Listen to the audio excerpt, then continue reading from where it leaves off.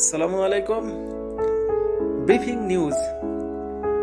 বাংলাদেশ সেনাবাহিনীর পক্ষ থেকে ঊর্ধ্বতন কর্মকর্তা এবং কর্মচারীরা তারা ঘোষণা দিয়েছেন এই মাসের তারা বোনাস এবং বেতন, স্যালারি সবকিছু যারা বন্যায় পানিতে অসহায় মানুষের পাশে এই টাকাগুলো তারা অনুদান হিসাবে দিবেন।